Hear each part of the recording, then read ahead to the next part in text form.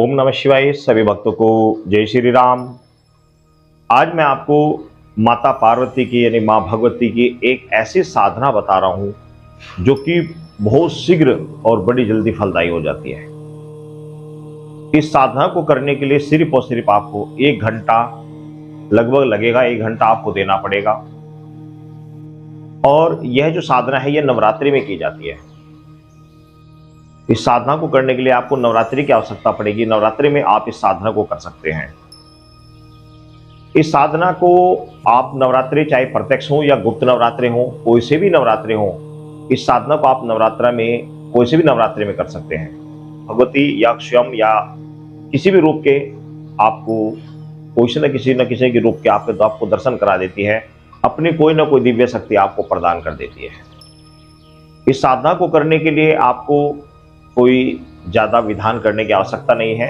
आपको नवरात्रि में जिस प्रकार आप चौके स्थापित करते हैं उसी प्रकार आप चौके स्थापित कीजिए।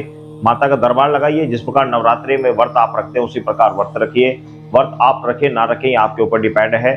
साधना किस प्रकार करनी, किस तरीके से करनी है, वो विधान एक अलग है। बाकी नवरात्रि में आप व्रत रखते हैं, आप अनुष्ठान करते हैं, वो एक अलग चीज है। इसके लिए आपको करना कैसे है, क्योंकि यह साधना जो की जाती है ये माता पार्वती की है और ये जो साधना है रात्रि 10 बजे के बाद की जाएगी। 1 घंटा ये साधना की जाएगी बस। कैसे करनी है, इसके लिए आप प्रथम नवरात्रि में ही आपका जो घर में नवरात्रि पहला दिन का नवरात्र है उसमें आपको चौके स्थापित करनी है तो चौके स्थापित कीजिए। अखंड जो जलानी है वो जलाइए। जो भी आपको घर में पूजा के निमित्त जो कुछ भी आपको व्यवस्था करनी है नवरात्रि पूजा के लिए वो आप करें। वो एक अलग है, ये एक अलग तरीका, लेकिन करनी ये नवरात्रि में ही पड़ेगी। उसी स्थान पर आप बैठकर साधना को कर सकते हैं, उसी तरीके से करी जाएगी। कोई विधान अलग नहीं है। बाकी नवरात्रि का तो 9 दिन बाद आपको कंच के आपको जिमाकर उद्यापन करना ही है, लेकिन इस साधना को करने के लिए विधान थोड़ा अलग है। वो क्या है, किस तरीके से है, वो आप समझ लीजिए। आपने चौकी स्थापित की, आपने माता का दरबार लगाया, सजाया। उसके बाद में आपने नवरात्रि की जो पूजा थी सुबह के समय आपने वो पूजा संपन्न की।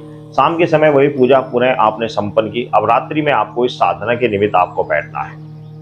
वो किस प्रकार बैठना है, आप इस मंत्र का सुबह शाम भी 1 माला जाप कर सकते हैं। अच्छी बात है, सुबह शाम 1 माला जाप करेंगे तो इससे क्या होगा, इससे ये होगा कि आप ये मंत्र चैतन्य रहेगा और बहुत जल्दी आपको फलदायी हो जाएगा। इसके लिए आपको करना क्या है कि जिस समय नवरात्रि में रात्रि 10 बजे के बाद आप बैठेंगे तो पहले आप बिल्कुल पवित्र हो जाइए, नहा धोकर फ्रेश हो जाइए। आपने माँ भगवती की एक जोत जला लेनी है। जोत आपने तिल के तेल की या फिर देसी घी की आपको जोत जलानी है। आपने रुद्राक्ष की माला ले लेनी है। साफ स्वच्छ वस्त्र आप पहनकर बैठे और आपने जो मंत्र मैं आपको बता रहा हूं इस मंत्र को आपको जपना है। उससे पहले आप अपने गुरु का ध्यान करेंगे। गुरु नहीं है तो आपका जो इष्ट है उस इष्ट का ध्यान करेंगे। उसके बाद 1 माला आपको गणेश मंत्र के जाप करने। गणेश मंत्र कौन सा, ओम गणेशाय नमः, ओम गणेशाय नमः। जिस प्रकार बता रहा हूं इसी प्रकार करना। फिर आप नहीं करोगे तो फिर आप सफलता प्राप्त नहीं कर पाते। तो आपने 1 माला जाप करनी है गणेश मंत्र की, ओम गणेशाय नमः। उसके बाद फिर पुनः आपको 1 माला जाप करनी है ओम नमः शिवाय मंत्र को, ओम नमः शिवाय, ओम नमः शिवाय, ओम नमः शिवाय मंत्र की। उसके बाद आपने जो आपकी कुल देवी है उनका ध्यान करना है। आपके जो पितृ देवता है उनका ध्यान करना है।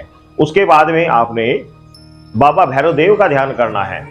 बाबा भैरव देव का आप ध्यान करें और उसके बाद जो मंत्र मैं आपको बता रहा हूं इस मंत्र को आपको वहीं पर बैठे बैठे 11 माला जाप करना है। 11 माला जाप करने में आपको तकरीबन 1 घंटे का समय लगेगा।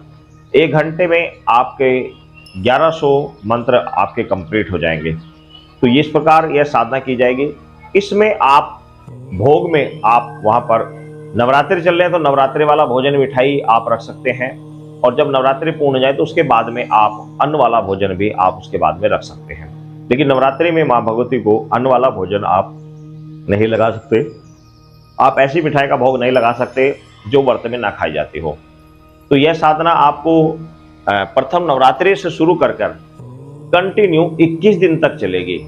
ध्यान से समझ लेना, पहले नवरात्रि से प्रारंभ कर कंटिन्यू 21 दिन तक चलेगी यह साधना। और 21 दिन के अंदर आपको आखिर यदि आपकी श्रद्धा भाव बिल्कुल सच्ची हुई और सदा निष्ठा नियम से आप करेंगे तो 101% आपको माँ भगवती की अनुकंपा प्राप्त होगी, माँ भगवती का आशीर्वाद आपको 101% प्राप्त होगा। उनकी कोई दिव्य शक्ति जिस रूप को आप चाहते हैं, माता महाकाली को, माँ भगवती को या अन्य किसी भी रूप को जिसको आप चाहते हैं, वही रूप की सिद्धि आपको प्राप्त हो जाएगी। पहले आप मंत्र सुन लीजिए, बाकी विधान मैं आपको बता देता हूँ। मंत्र है, मन ध्यान से सुन ले। मंत्र है, सुन ले लीजिए। आदि शक्ति गौरा पार्वती भई तीन जोड़ा बनावे पाले और मारे, बालक करे पुकार सब साधन विहीन, एक सहारा माई का हो माई को शरणागत देवी, सिद्धि करो प्रसिद्धि जय जय जय गौरा माई की। ये मंत्र है, ज्यादा बड़ा मंत्र नहीं है, बहुत ही छोटा मंत्र है, जुबान पर मेरे तो चढ़ा हुआ है। तो आप इसको जब 2-4 बार इसको बोलेंगे पढ़कर, या स्क्रीनशॉट आप ले लेना, इसको आप जब पढ़ेंगे 2-4 बार तो आपके सिद्ध हो जाएगा। पहले मतलब कंठस्थ हो जाएगा, याद हो जाएगा। पहले याद कर ले मंत्र को, क्योंकि याद करने से मंत्र सही तरीके से जाप होता है। यदि आप देख कर करेंगे तो जाप नहीं होता। पहले आप मंत्र को 10-20 बार पढ़कर इसको पहले कंठस्थ कर लें, उसके बाद अनुष्ठान करें।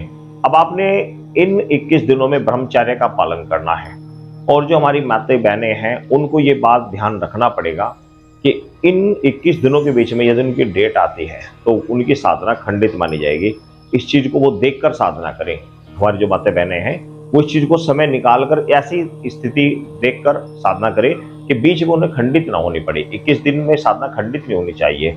और पुरुषों को भी, भाई बंधुओं को भी, साधकों को भी ध्यान रखना है कि ब्रह्मचार्य का पूर्ण रूप से पालन करना है, पूर्ण रूप से ब्रह्मचार्य का पालन करना है, और सात्विक रूप से आपको श्रद्धा भाव के साथ आपको ये साधना करनी है। और 21 दिन पूरा होने के बाद भी आपने जो नवरात्रि में प्रारंभ की थी, 9 दिन के बाद आपने कन्या जमा दी, अच्छी बात है, पूजन आपने किया, कन्या जमा दी। अब आपने जो 21वें दिन दोबारा पुनः आपको इसी प्रकार 21 दिन पूरा होने के बाद 22वें दिन आपने सुबह के समय इसी मंत्र से 108 बार आपको हवन करना है। इसी मंत्र से 108 बार आपको आहुति, हवन में आपको आहुति देनी है। वो आप आम की लकड़ी पर दे दीजिए या फिर गाय के उपले पर, गोसे पर आप सामग्री से आहुति दे दीजिए। उसके बाद में आपने पुनः 22वें दिन उसी प्रकार कन्याओं को भोजन कराना है, कन्याओं को जिवाना है, कन्याओं को दान दक्षिणा देनी, उनसे आशीर्वाद प्राप्त करना है। अब इसमें सवाल आएगा कि क्या हम 9 दिन के बाद जैसे नवरात्रि पूरा हो जाएंगे, व्रत पूरा हो जाएगा, तो क्या हमें उसके बाद भी व्रत रखना है? भाई उसके बाद व्रत तो नहीं रखना, लेकिन भोजन एक समय करना है। इस चीज का ध्यान रखें। जिस तरीके ने मेरे गुरु ने मुझे बताया था, जो विधान बताया था, जिस तरीके से बताया था, वही मैं आपको बता रहा हूँ। आपको नवरात्रि के बाद ऐसा नहीं करना कि आप बार बार भोजन करेंगे। आप भोजन सिर्फ एक बार करेंगे, उसके बाद भी आप जो नॉर्मल भोजन है अन्न वाला वो ग्रहण कर सकते हैं नवरात्रि के बाद, लेकिन एक ही बार करेंगे, ऐसा नहीं कि बार बार करेंगे, एक बार करेंगे। और बाकी सुबह शाम आप इस मंत्र की एक माला जाप करते रहिए, सिद्धि आपको अवश्य प्राप्त हो जाएगी। सभी भक्तों को जय श्री राम।